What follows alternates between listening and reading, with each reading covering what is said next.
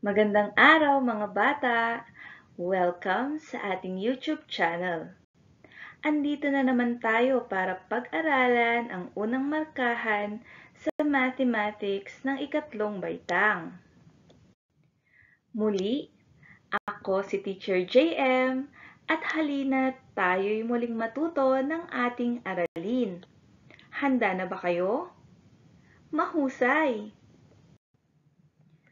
Para sa unang linggo sa unang markahan, ating pag-aaralan ang gamit ng expanded form ng mga bilang at pagbasa at pagsulat ng bilang 1 hanggang 10,000. At para naman sa ating layunin ngayong araw na ito, una, pagsusulat at pagdaragdag gamit ang expanded form, at ikalawa ay ang pagbasa at pagsulat ng bilang 1 o 1 hanggang 10,000 o 10,000. Ngunit bago yon, atin munang balikan kung ano nga ba ang place value at value. Natatandaan niyo pa ba kung ano ang mga ito? Tara, balikan natin. Ano nga ba ang place value? Handa na ba kayong matutunan nito? Tara, alamin natin. Ang place value ay ang pwesto ng bawat digit sa bilang. Gumagamit din ng kuwit upang ihiwalay ang libuhan sa kasunod na place value. Ang mga place value ay makikita sa itaas ng mga tiles. Nariyan ang ones, tens, hundreds, thousands, at 10,000s. Para sa ikatlong baitang, hanggang 10,000s na lang muna tayo. Ngayon, balikan natin ang bilang na 12,349 o 12,349. Makikita natin na ang bilang na 9 ay nasa ones place. Ang bilang na 4 ay nasa tens place. Ang bilang na 3 ay nasa hundreds place. Ang bilang na 2 ay nasa thousands place. At ang bilang na 1 ay nasa 10,000s place. Ngayon naman mga bata, ating alamin kung ano naman ang value. Ang numero ay isang ideya o konsepto na kinakatawan ng mga 0, 1, 2, 3, 4, 5, 6, 7, 8, at 9 digits. Maaaring ipakita ang mga numero gamit ang chart ng place value. Ang bawat digit ay may sariling value ayon sa place value ng digit. Ano nga bang ibig sabihin nito, Teacher JM? Tingnan natin kung paano ba nakukuha ang value. Para mas lalo nating maintindihan ang value, ating balikan ang halimbawa nating bilang kanina. Ang 12,349 o 12,349. Matatandaan natin na ang 9 ay nasa ones place, ang 4 ay nasa tens place, ang 3 ay nasa hundreds place, ang 2 ay nasa thousands place, at ang 1 ay nasa 10,000s place. Kung gayon, ano-ano ang value ng bawat bilang na ito? Makikita natin na ang 9 na nasa ones place, ang value nito ay 9. Para naman sa 4 na nasa tens place, ang value nito ay 40.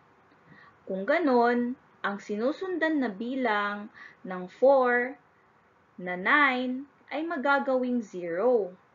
Kaya naman, ang value nito ay 40. Para sa 3 na nasa hundreds place, ang value nito ay 300. Kung ganon, kukunin natin ang 3 na nasa hundreds at papalitan natin ng 0 ang nasa tens place, maging ang nasa ones place na 9. Para naman sa bilang na 2 na nasa thousands place, ang value nito ay 2,000. Ibig sabihin, kukunin natin ang bilang na 2 at papalitan natin ng 0 ang nasa hundreds place, ang nasa tens place, at ang nasa ones place. Para naman sa bilang na 1 na nasa 10,000s, ang value nito ay 10,000.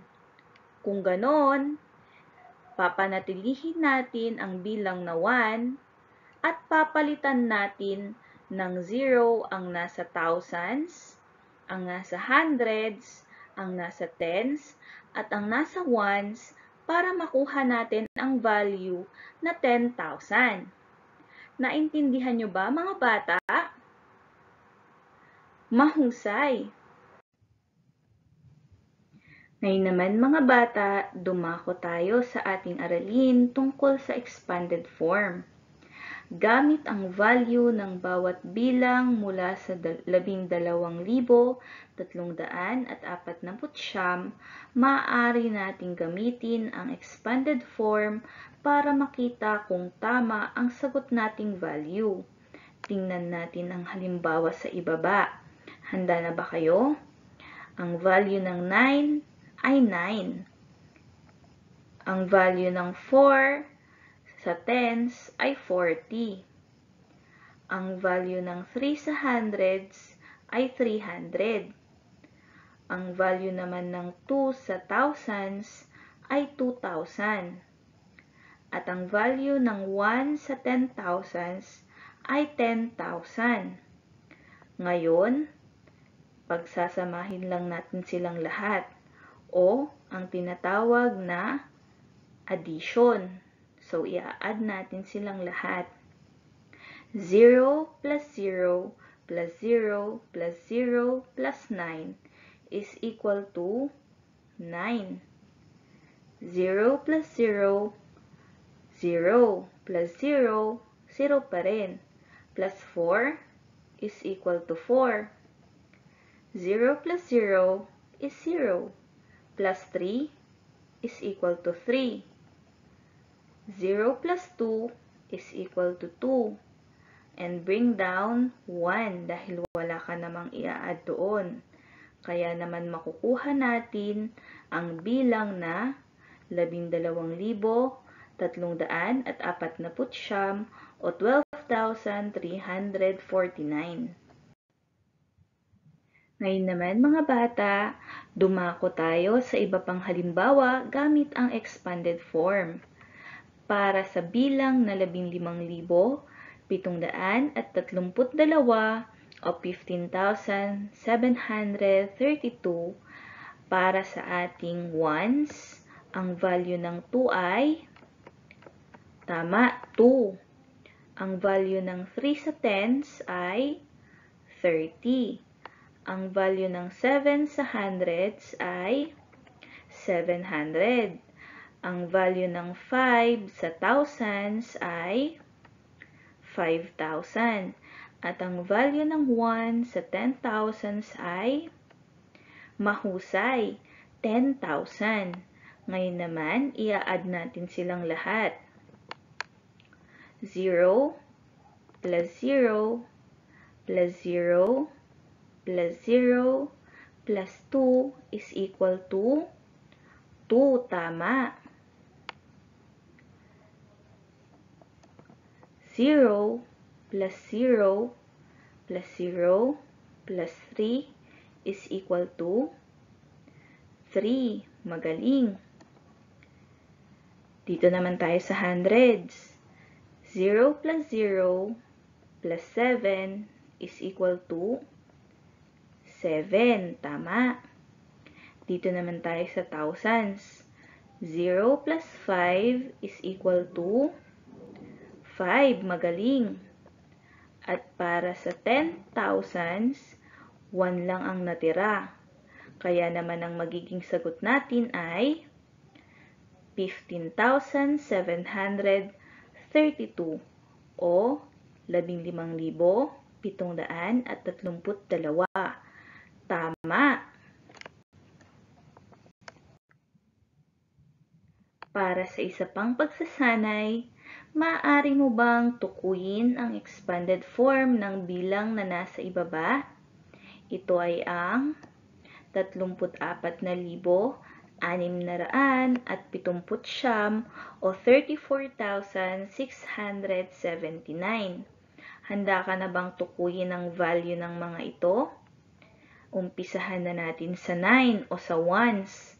Ang value ng 9 sa ones ay magaling 9. Ang value ng 7 sa tens ay mahusay 70. Ang value ng 6 sa hundreds ay 600. Ang value naman ng 4 sa thousands ay 4,000. At ang value ng 3 sa 10,000s ay 30,000. Mahusay! Ngayon mga bata, ating tandaan, gamit ang value ng bawat bilang ay maaari nating gamitin ang expanded form para makita kung tama ang sagot nating value. Ngayon naman mga bata, dumako tayo sa ating ikalawang aralin ngayong araw na ito, ang pagbasa at pagsulat ng bilang 1 hanggang 10,000. Pagmasdan at basahin mo ang halimbawang bilang sa ibaba. Pansinin mo kung paano isinulat sa salitang bilang at simbolo. Handa na ba kayo? Para sa isahan o sa ones, narito ang 2. Para sa sampuhan o tens, narito ang 4. Sa sandaanan o hundreds, narito ang 6. At sa libuhan o thousands, narito ang 8. Ngayon naman ating basahin sa Filipino. 8,642. Sa Ingles, 8,642. Nakuha nyo ba mga bata? Mahusay! Ngayon naman mga bata, dumako tayo sa isang pagsasanay. Maaari mo bang matukoy ang tamang pagsulat ng bilang sa ibaba? Ano kaya ang nakasulat na bilang? Samahan niyo ako. Ang bilang na nasa ibaba ay 16 o sa Ingles ay 16. Tama ba ang iyong naging sagot? Magaling!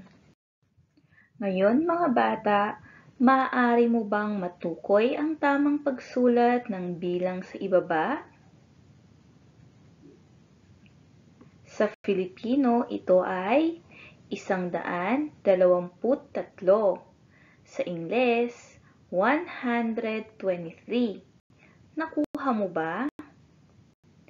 Magaling!